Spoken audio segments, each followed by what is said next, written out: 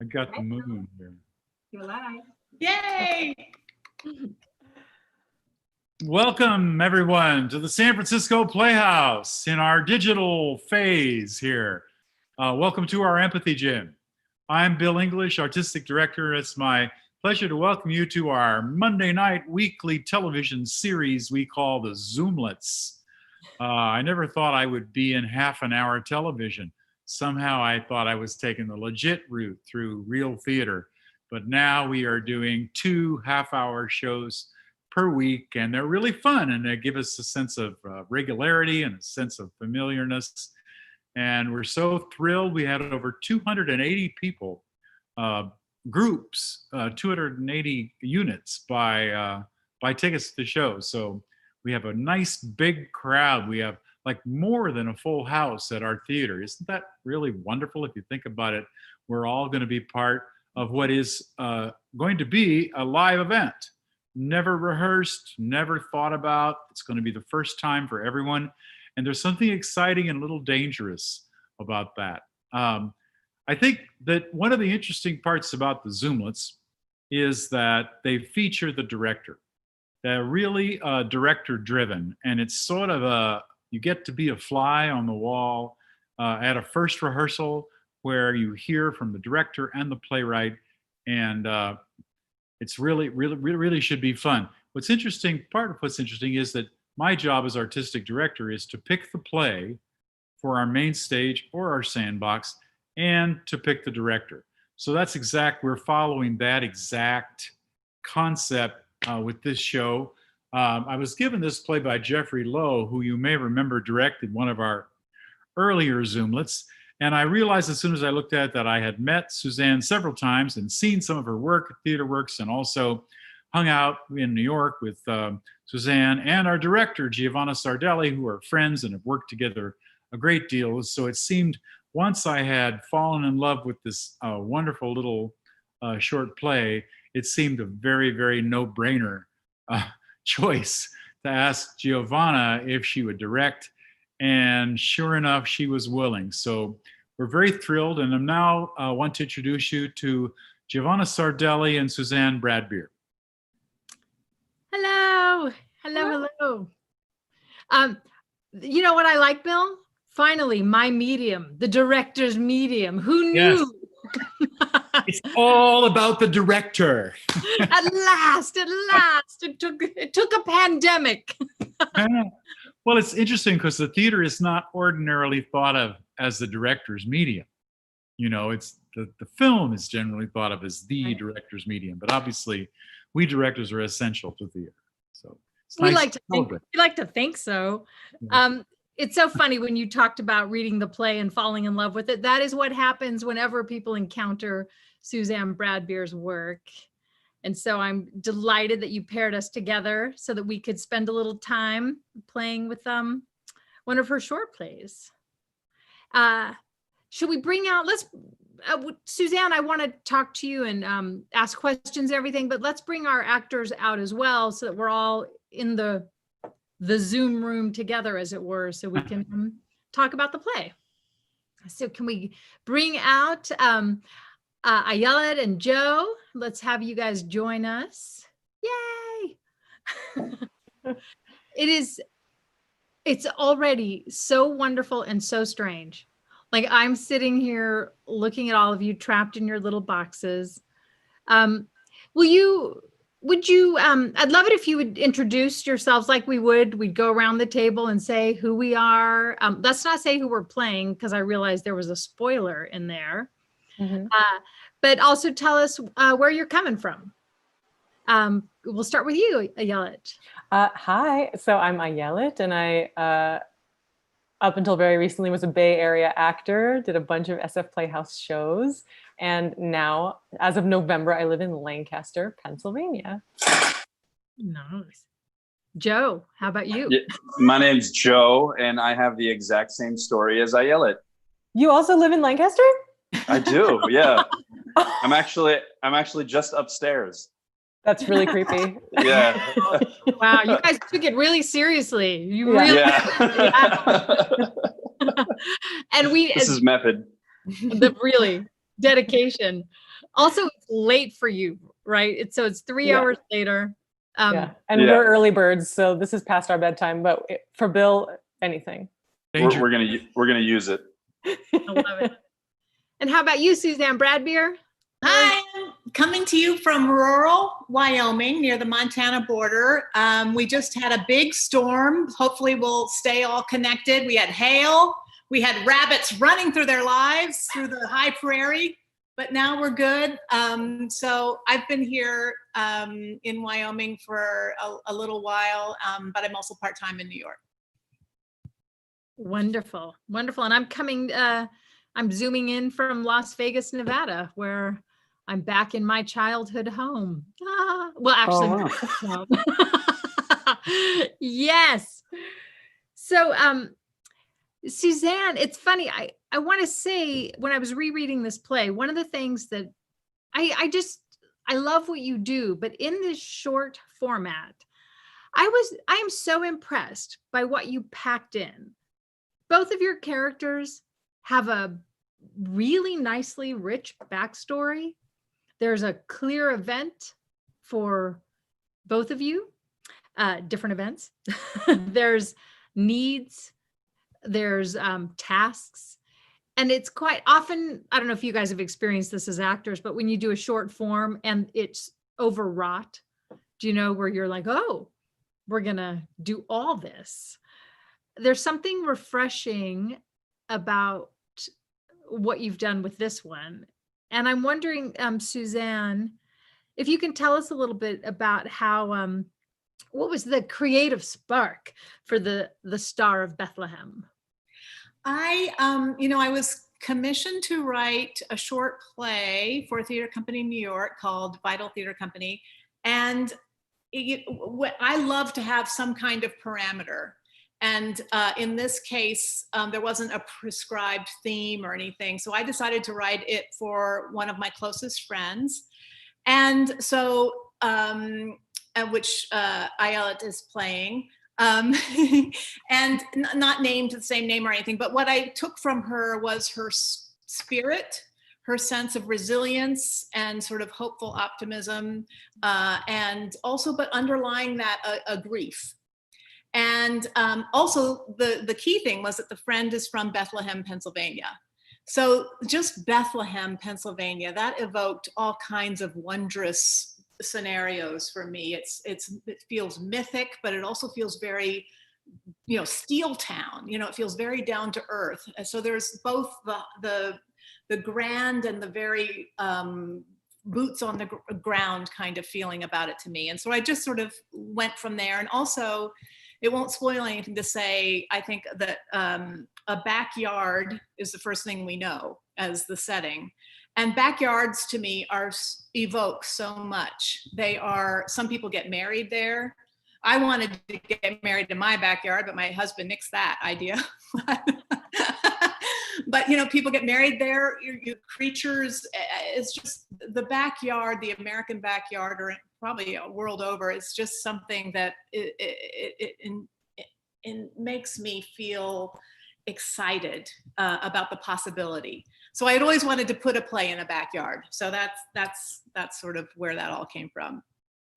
Wow. I can't wait to read it to find out everything in your play sprang from that.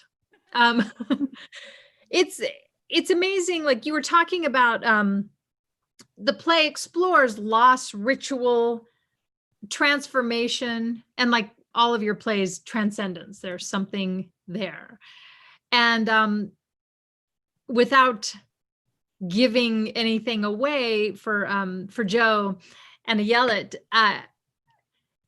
when we meet two characters in two very different places, right? So it's interesting in the Zoom medium that it's not a forgiving medium for loud sounds. So you will do your best with all that. And it's not a forgiving medium with overlaps, but I don't think there are too many of those. So I think we're okay. But one of the things about Suzanne's work that I know, and Suzanne, obviously, please, if I say something not correct or that you think is going to send an actor down a strange path, please do speak up. But there's a buoyancy to Suzanne's work.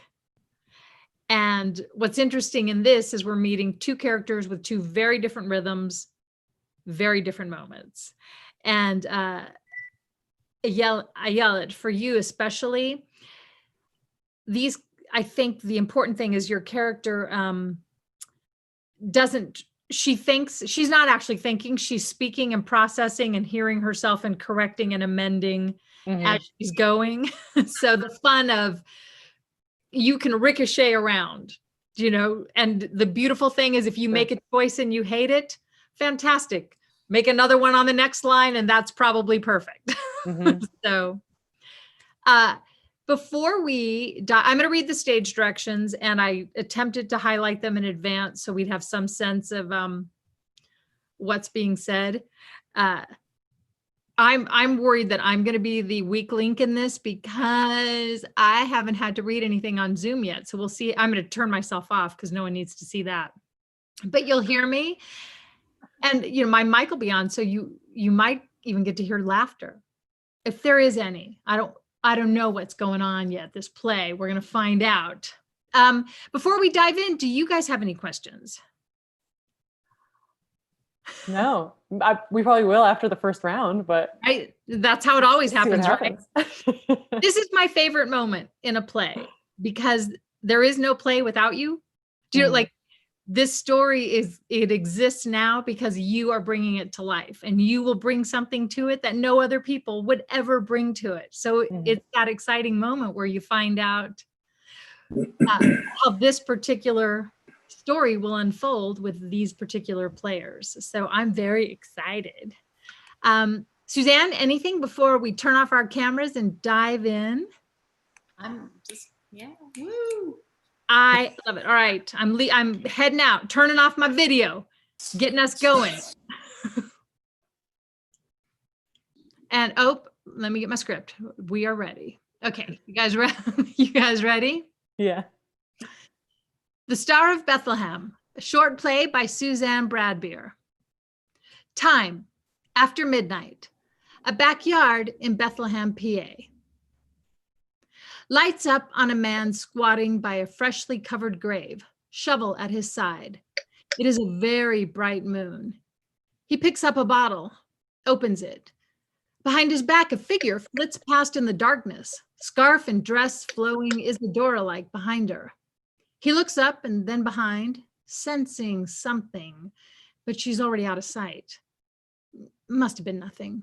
His imagination. Takes a swig from the bottle. The figure flits by again, coming from the opposite direction, and this time he catches a glance of her, flowing garments as she disappears. What was that? The figure starts to flit past again, oblivious. She is almost passed off stage when the man grabs his shovel and stands. What the hell's going on? The figure stops suddenly, still as a statue. Oh my God. Oh my God, you're the fright of my life. Oh my God, right? He's got rising out of the ground like that, like the king himself. That's one for the books. Oh my God, the adrenaline rush. I feel a little flushed. Yeah, well. No, this is pretty funny, isn't it? Because Harvey was just saying, that's my landlord. You know him, right? The guy with the eye? Anyways, he was talking about my next door neighbor and how he was quiet and keeps to himself. And that has to be you, right? So nice to meet you. Although they do say, and I hope you won't take this the wrong way, but they do say it is often the quiet ones, the nice, quiet loners who are exactly the people with the backyard full of bodies. Have you ever noticed that? I took a sociology class at PCC, Piedmont Community College. That's back where I'm from. And although we didn't talk about mass murderers per se, you sure are handsome. Hi. Pardon-moi, monsieur. You can return the compliment if you want. What? Say I'm pretty or whatever. Are you? What are you, blind? You can't see me? I'm gorgeous, right? I'm just teasing you. It's a little game I used to play with my ex. You're handsome. No, you're gorgeous. It was a lot of laughs back in the day. In her distraction, she has dropped one of her prettiest scarves, maybe one that has tiny little bells and sequins. She doesn't notice this. So Harvey also said you work for the Parks Department, right? He didn't say anything about handsome or blind for that matter. Oh my God, you can see me, can't you? Because that would be exactly my luck. I make a little joke and I stick up for myself for once and somehow I end up dropping the poor baby or on its head or asking someone who can't see, are you blind? And they are. I'm babbling. You're standing there all big with that me Tarzan thing going I'm on. not blind, you nutty nut. Pardon? I'm not blind. What a relief. Hey, since you can see and everything, would you mind taking a look at this dance piece I've been working on? I've been dying for an audience. Who are you? Oh, wow. Thank you for asking. That's the first non-medical person to ask me that since I moved to Bethlehem. I'm fine, pretty much. It's been a tough year, but I've really turned things around for myself lately. And I said, who are you? Oh, I'm your neighbor. I live next door. Look, you're in my yard. This is my private yard.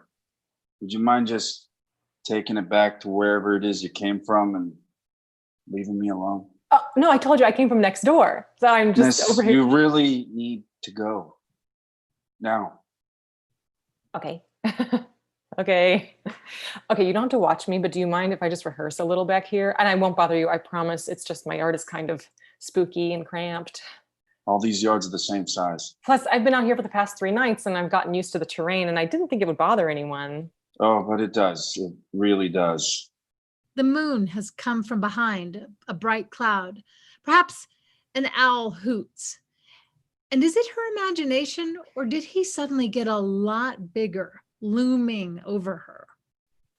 What's that? Nothing. That's a grave. Huh. That's a fresh grave. Ah, Oh my God. it's nothing for you to worry about. Of course it isn't. I'm not worried. She starts to walk away backwards, still facing him. I'm not worried. She turns forward, takes a few steps, and then turns back again suddenly, as if to catch him stalking her. He isn't. I can barely even see you. You know, I'd never be able to point you out in a lineup, even if I wanted to, which I don't. I'm a little blind myself, if you want to know the truth. Really. As she continues to back away, she trips. She falls. Oh, He stares at her, shovel still at his side. Maybe he raises it just a little. She scrambles to her feet and hurries off. He watches her go. Turning back to the grave, he stands looking at it, considering. He picks a stick or stone from the freshly turned earth and tosses it to the side. He takes a swig from the bottle. He sees her fallen scarf, picks it up. Meanwhile, she is hovering at the edge of the yard, looking for the missing scarf. He is soon aware of her presence, and she's aware that he is aware. He holds out the missing scarf at arm's length like it's a dirty sock. You might as well come get it. She approaches, taking the scarf gingerly. it's kind of a small grave. You don't need much space when some of the key body parts are missing. Oh, no, you don't. I've got your number now. Good night. Did you lose a pet? That's none of your business. What a damn crank. Oh, What are you, some kind of getting some automated auto person? I'm sorry, I must seem really selfish to one little company. I mean, I chose the city because it sounded friendly and I've never been here. And more importantly, I'd never danced here and I've danced almost everywhere. Buster, featured performer. I had my own act on the road all over the country. Yeah, that's right. I was a stripper. Okay, crap, I said it. I told myself I wouldn't tell anyone, at least not right away, because people get the wrong idea, but no, it just wants to jump right out of my mouth. And I already told the landlord and the lady at the Stop and Shop and Dr. Gillenwater and now you. Okay, well, thanks for the scarf back. Goodbye, whoever, whatever you are. it's my bunny. She died. She was old. Her name was Bunny, Bunny. but it's a good name. No, I know. She'd been ill and old, and then she died tonight. And I have to work early tomorrow, so I figured I'd better go ahead and get her in the ground. You have all the facts now. You happy? It's funny. She was. She was a very good bunny. What was she like? She's brown and gray and had a highly developed sense of irony. You know what? You hold on, Buster. I want to get something from my yard real quick. I'll be right back. What? No. Not right back. No. Good night. Good night already. Not right back. But she is run off and he is alone. She runs back on carrying 2 votive candles and holders. I'm not staying. I just wanted to leave these candles with you. Okay, yeah, that's very nice. But I don't really go for that hippie incense vibrators kind of scenario. They're just candles. They're for Bunny to light her through the night. Oh, thanks. Yeah, thanks a lot. Here, let me light them for you. No, that's all right. Really, I appreciated it. I just prefer to be She is lit the alone. candles. She puts them by the grave. Perhaps there's a friendly night sound. Thanks. That's nice. It is. I appreciate it. It's real nice. Aren't they pretty? They are, aren't they? Bunny was a good and lovely bunny. A truly lovely bunny was Bunny.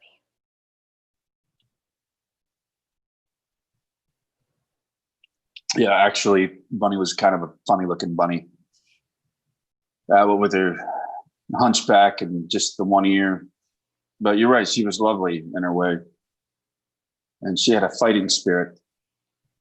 The guys at work thought I should just leave her where I found her all those years ago, ragamuffin, beat up little thing. But I couldn't do that. She was just a baby, lost, bleeding, alone in the world, making that little bunny whimper. Yeah, I took her home, nursed her back to health, and she saw me through some bad times for sure. For sure. That's so beautiful. I hate funerals. What is that, Jack? Yeah. Yummy. You want some? Thank you. Offers the Jack Daniels. She takes a big swig, passes it back. It's just all so sad, isn't it? All of it. It is. I personally don't like goodbyes of any kind. So I usually don't even say hello. No hellos? If you don't say hello, you don't have to say goodbye. Trying to be a good system. Goodbyes are hard, that's for sure. I didn't even like saying goodbye to stripping, but after the surgery, well, let's just say it was time to call it a day. Your face. No, it's okay. I'm okay. I'm sorry, TMI, right? Anyway, I love dancing. That's a crazy thing. I love it. I always created stories with my dancing. I mean, the guys didn't know that, I'm sure, but each song had a story for me. So I've been trying to think of ways to continue dancing, not like before, but in other ways. Anyway, that's what I was rehearsing, a new dance, but who am I kidding? You know, no one cares. I'm such a dope. Long beat. He takes a swig. Why don't you show me your, whatever it is? Oh, no. I bothered you enough, really. Sure. I'll just show you a taste, the most polished section so far. So Bethlehem, Pennsylvania is the Christmas city, right? And this is a Christmas pageant play for the birth of Jesus. Can I have another swig of that? Cool, thanks. Except, okay, it's kind of radical. It's sort of a Fantasia ode to Joseph, because I, for one, always thought Joseph kind of gets the short shrift with all the babe in the manger brouhaha. I mean, Joseph, here he is, like a plain guy, right? I know he's descended from kings and everything, but aren't we all when you get right down to it? So he's a plain guy, no philosopher or deep thinker or whatever, and here she comes. And this is back in the day. Here she comes saying she's pregnant by the hand of God. And I mean, what would you say to that? So what would anybody say, angel or no angel? But he stood by her. And I just find that so beautiful. Don't you? Like everyone else, it's all Jesus this and Mary that. And I appreciate them, I do. But Joseph, he's the one that really speaks to me in all this. So I'm hoping they will use my tribute to him in part of the festival this year. Tradition or no tradition, there must be room for the Christmas in the Christmas city for little Joseph. I mean, shake it up, people. Oh. Go ahead. Okay. Okay. Here we go. She dances a kind of loopy, charming dance, obviously full of meaning, but God knows what. After however long seems right, she's done and flushed from having exposed herself so deeply.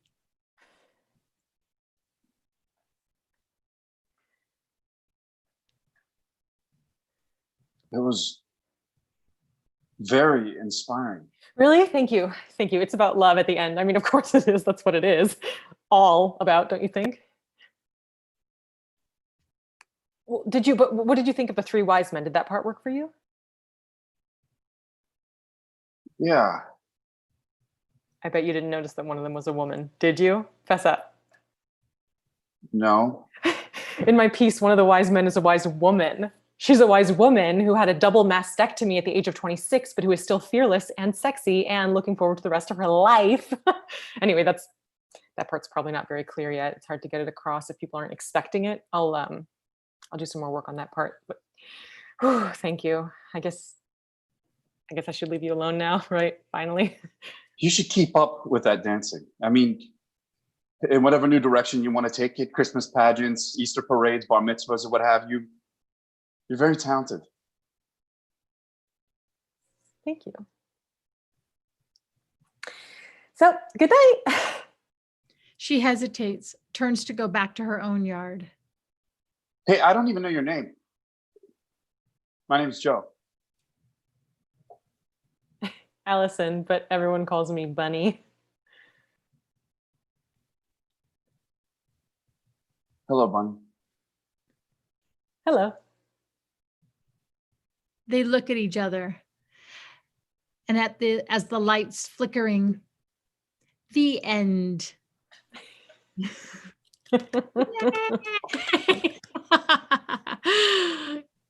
Oh, Emoji. that was so wonderful. You're good on the Zoom. You can even get your I reaction. love the little reactions. That was really, really lovely.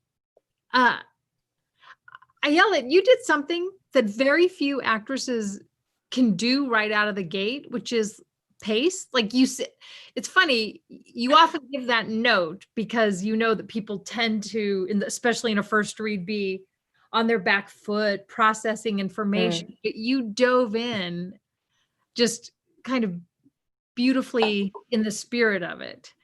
Cool. And I thought that was lovely. And it's interesting because I realized, because I didn't want to give anything away because the play is a discovery, but in terms of where we meet these characters, right? And so I might want to look at how we launched the play again, just to slow it down a little. Because what I realized was because you have the burden of text, Joe, you have the, I don't want to say burden, you have the deliciousness of text, and Joe has, all this, which in Zoom is amazing for communicating, like setting up the plot, setting up the stakes, because I think what we learn later is that this 26-year-old who's had a double mastectomy and whose life as she knows it no longer exists. Right. So when we first meet you, you thought you were alone. You both think you're alone. Right. And so we meet you and you are first exposed to each other in that kind of delicious state of undressed, naked vulnerability that we so rarely show to anyone else. And I think, Suzanne, tell me if I'm wrong, but I think it's because you actually truly meet in that place that through the journey of the play, you can find it again. You can actually meet each other in a way that's has resonance. And so part of the trick of the play is Tonal Expectation. Right. And I blew a stage direction, but you guys were being so good. I didn't want to, setting up like there's an owl screeching, there's a full moon, there's a guy who we as an audience clearly see is digging a grave or just doing something you don't want your possibly creepy neighbor. An activity you do not want to see your neighbor engaged in. At midnight. Yeah. Who buries anything at midnight? Nothing good gets buried at midnight. And for Joe, also, you did it at midnight, probably because you're yes, you have a story, but I think a deeply private person who probably felt a little silly mourning a bunny that everyone told you shouldn't love anyway. And I love later, like what we learned later about who the bunny was to you. So I'm wondering, just to change how we launch at launches, let me get to the script here and go back. Let's go back to the top. I won't bore us with stage directions because I've already set us up that we're with graves, that you're drinking Jack Daniels. But I wonder if we can tonally play with where we meet you both. So we'll let you take a moment and touch deep grief, whatever you can muster in the world of loss and grief. And we want to start it off almost like it's a horror film. Like, yes, Suzanne has some flitting, but for both of you, the scream, and then we jumped. Joe has he has 3. I know, but it says continue overlapping, so I just did it. I just went for it. I love that video Can keeps I say going away. something?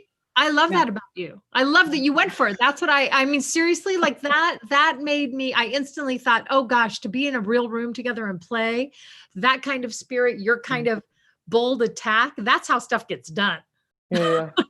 Like, and who knows, we may find this is not how we'd actually launch, but I think it's a fun exploration. If we start with I'll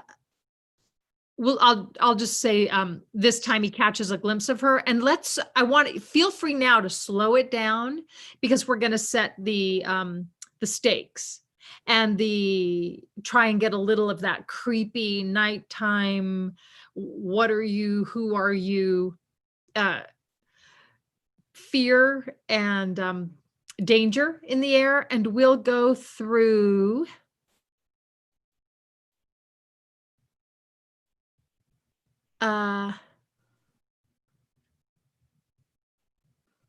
Let's go from Joe just yelling, "I'm not blind." Right on. And the water relief. And we'll just start there. And I'll go away again because no. Suzanne, does that seem okay? Did you want to? I'm sorry, I jumped in because Bill said it's my medium. And so I know. These Zoom rooms have these reaction opportunities. And I looked when he said that, I looked for the reaction that has a little face going. But no, there was just a thumbs up or the clapping. And I'm like, but yes, I think it's, yes. It's a director's medium. And I just if we were sitting at a table together, I would have been heaving this great sigh of joy and relief that you two, who I've never met before, so understood out of the gate the tone of, because we don't all get each other's tone. We don't all get each other's rhythm. And that's a very specific thing. And I would just be thinking, oh, yay, woo. Yeah, it's so funny. I had the same thing. I was like, oh, we can play. Oh, this is so fun. And your dance, I'm so sorry. People may not know that was not rehearsed. You just went for it and told your wonderful interpretive Nailed it. That was really, I'm sorry that I didn't lead with that because I was actually prepared to just zoom through those direct stage directions, and I looked up and went, oh, well, let's see what's happening. I wanted to give everyone their money's worth for these tickets, And you did. That was so great. But you're a dancer, aren't you? Is that true? So is Joe. What? Double dancers. What kind of? I you guys? snuck some dancing in there. It was very subtle. Wow, no wonder you were so moved and actually understood her interpretive dance. Wait, Yeah, yeah. Ah, this is very exciting. What kind of dance do you do, both of you?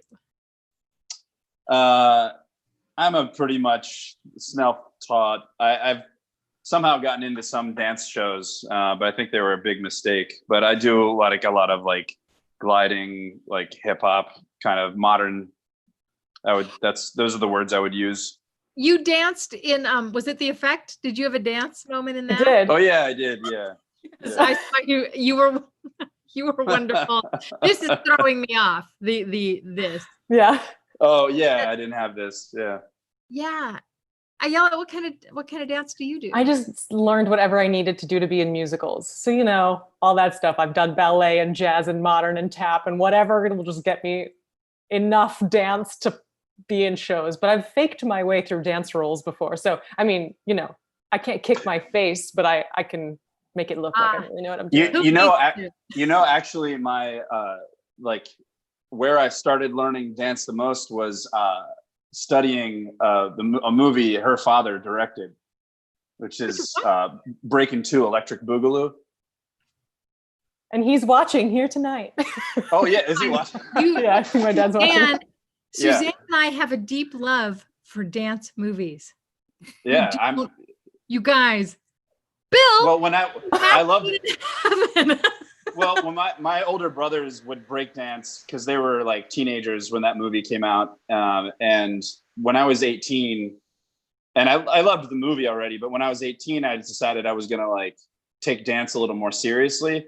So I started doing two things. I was like, well, my brothers watched the break-in movies all the time, so I just started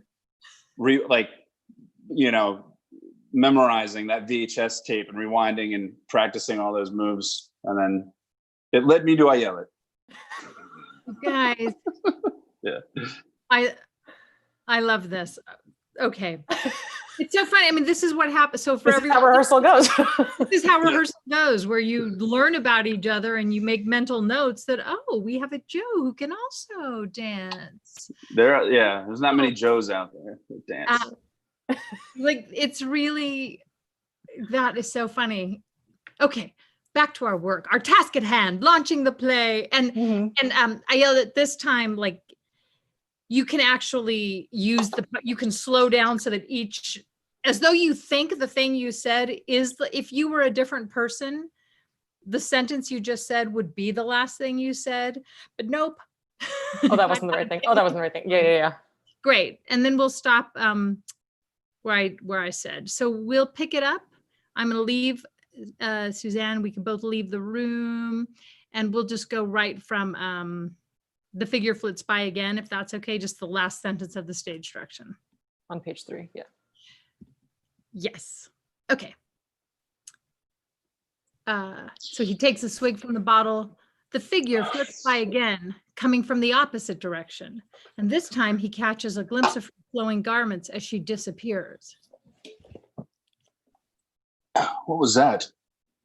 The figure starts to flit past again, oblivious. She's almost passed off stage when he grabs his shovel and stands. What the hell is going on? Whoa.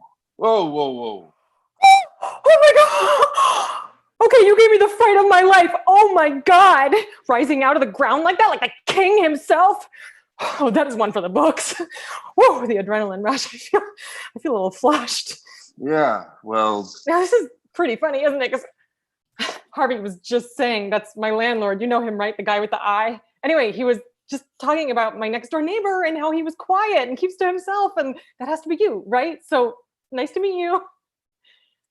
Although they do say, don't take this the wrong way, but they do say it's often the quiet ones, the nice, quiet loners who aren't exactly the people with the backyard full of bodies. You ever notice that? I took a sociology class at PCC, Piedmont Community College, back where I'm from, and we didn't talk about mass murderers per se. Wow, you're handsome. Hi. Pardonnez-moi, monsieur. You can return the compliment if you want. what? Say I'm pretty or whatever. Are you? What are you, blind? You can't see me? I'm gorgeous, right? I'm just teasing you. It's a little game I used to play with my ex. You're handsome. You're gorgeous. It was a lot of laughs back in the day. In her distraction, she has dropped one of her prettiest scarves. She doesn't notice. So Harvey said you work for the parks department, right? He didn't say anything about handsome or blind for that matter. Oh my God, you can see me, can't you? Because that would be exactly my luck. I make a little joke or I stick up for myself for once and somehow I end up dropping the poor baby on its head or asking someone who can't see, are you blind?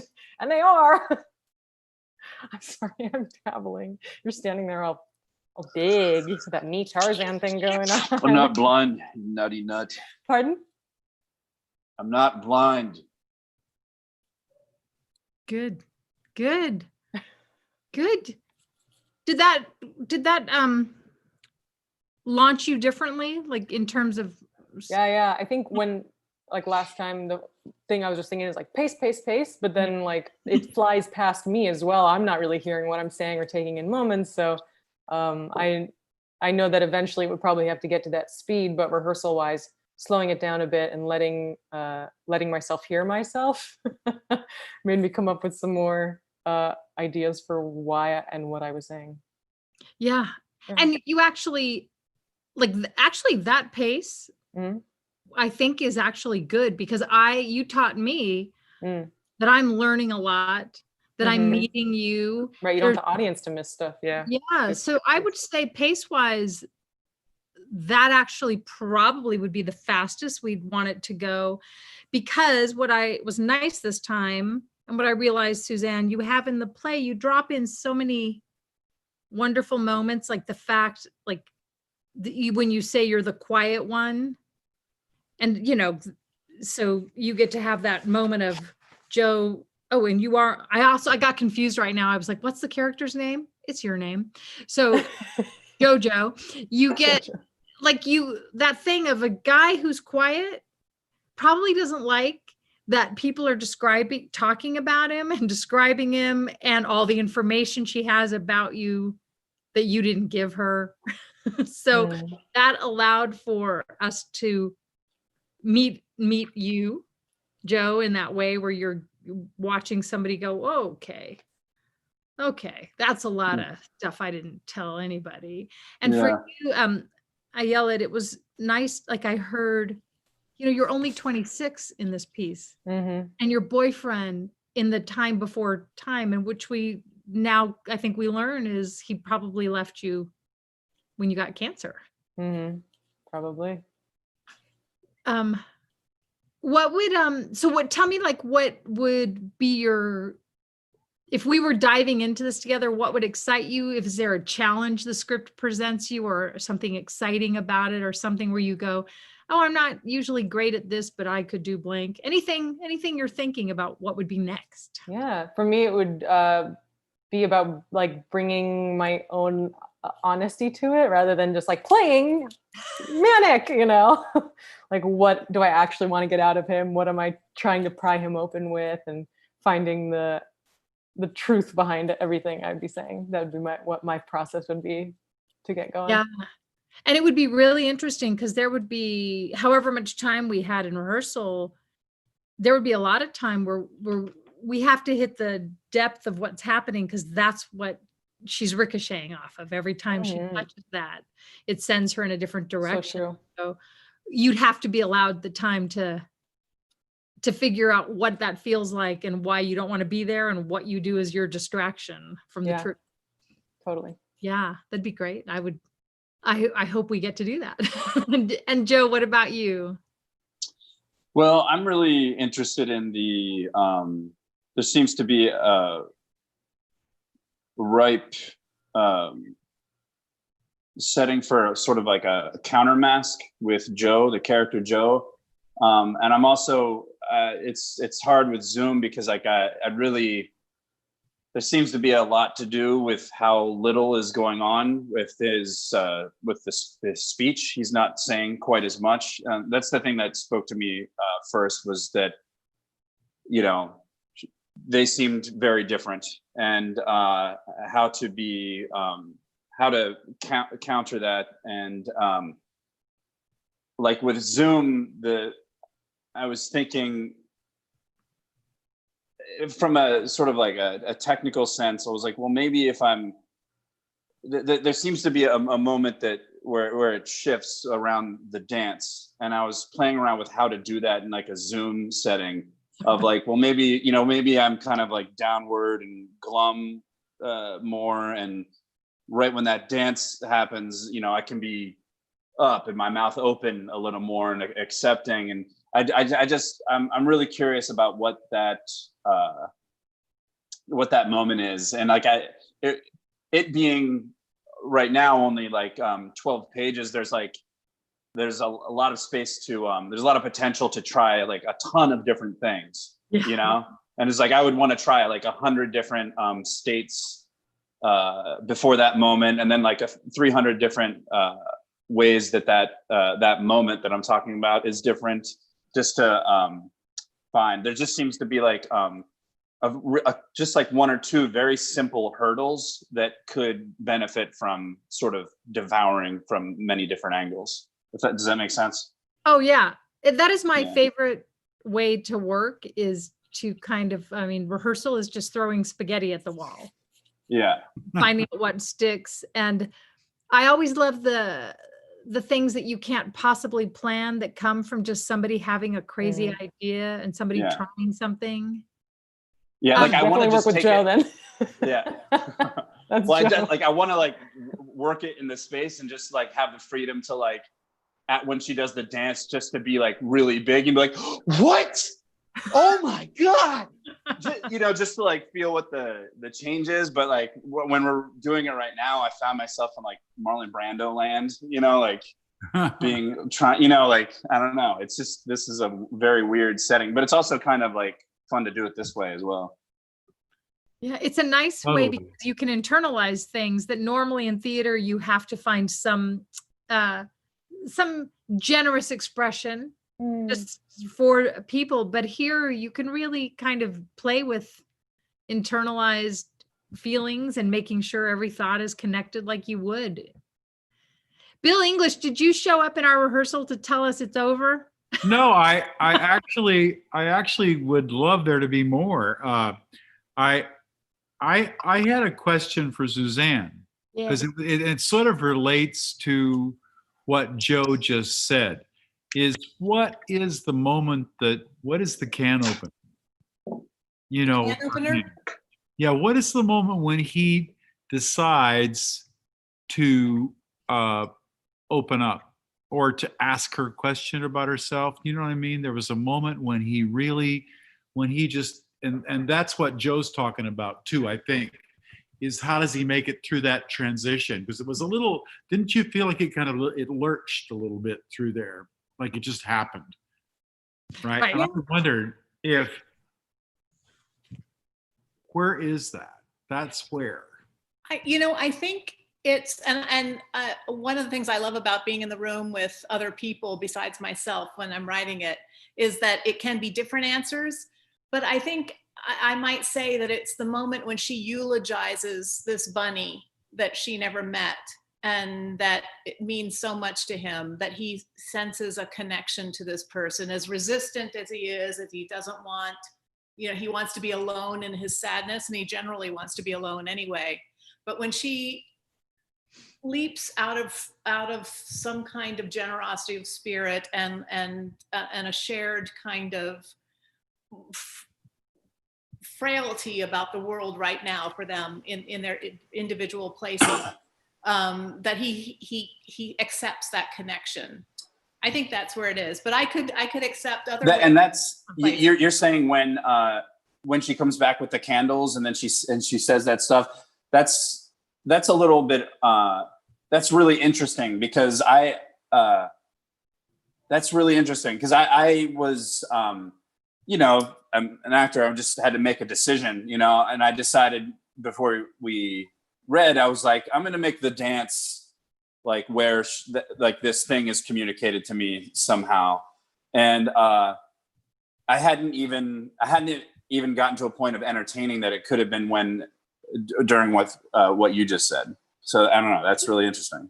But that makes the dance is definitely the most transformative moment. It is a tremendous act of generosity. Well, he invites her to dance too. So there must have been some reason why he invites her to dance. Because Yeah. It feels like there's a few steps, Joe. And can I say that I love that you do that, because actors, that's all you do. You make a choice and play it out and see what it provided for you. Yeah, and it was also like an effort to be really minimal. I was just like, I'm gonna have this like one gear, and then we're gonna like make one moment pop that like I react differently. But I'm sorry, I interrupted you. Go ahead. If we were working on it, like one of the moments, a change for you is when you tell her it's your bunny. Like, so there's little, like there's moments in the cracks where you tell her it's your bunny. Yeah, there definitely is. Yeah. Then she comes back with the candles and eulogizes. So it's like a 3-step. And part of it is what we would play with is she's utterly disarming because she is desperately in need. Like she is. And so she will not pick up on all the normal social cues of like, well, our time here is done. So she's like, no, not for me, not now. And so what is fun to play with is how her need keeps extending the moment, that keeps allowing the space for Joe to step into it. And between the 6 of us or the 5 of us, there are sort of stages, there's stages. There's when he tells her, why does he tell her the truth about it being a bunny? Because he's kind of playing with it. He could be the psycho killer, right? He's kind of like tormenting her with that possibility. And then all of a sudden it was my bunny, that's step number 1. Anyway, that was great, you guys. We could do this. We could do this for another. We could just start at the beginning and work on this for a while, right? It's our bedtime. Except it's 11 p.m. It's past the yell. It's bedtime. Well, I can stay up as late as I want. Fantastic. And Suzanne, you felt your play was revealed a little bit here. Beautifully. Right. Good. Well, thank you all for being. This was wonderful. Thank you so much. Thank you, Bill. Thank you, guys. Thank you, Bill. It's fun. It's like fly on the wall time, It's great, and we get to work out a little bit, right? Yeah. In Together.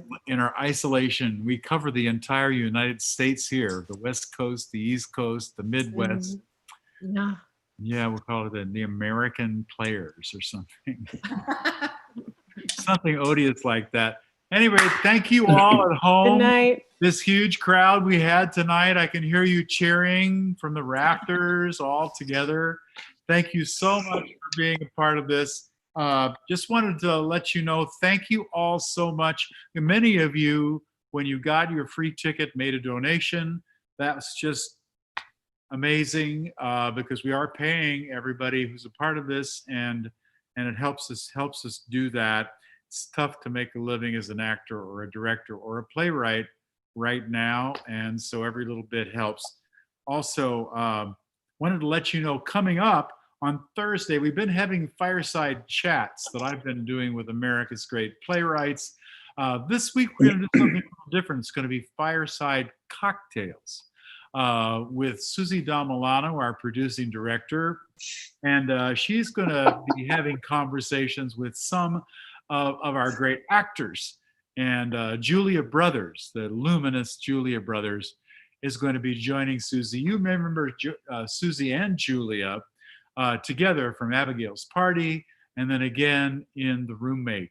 So they'll be together live with cocktails. Oh, man. Julia is selecting the cocktail, and Susie is going to have to go acquire the ingredients to match Julia's cocktail.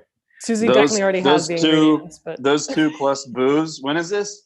So I believe we need to announce the cocktail in advance so that everyone can go make the cocktail, and we can have 250 people having the same cocktail. Next Monday on our Zoomlet series, we're going to have a wonderful play It's called Two Friends, a Toothbrush, and a Sense of Urgency.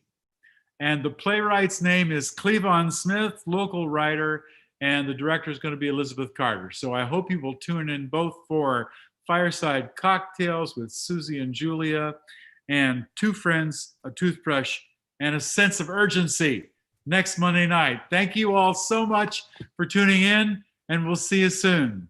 Have a great evening. Thank Bye. you.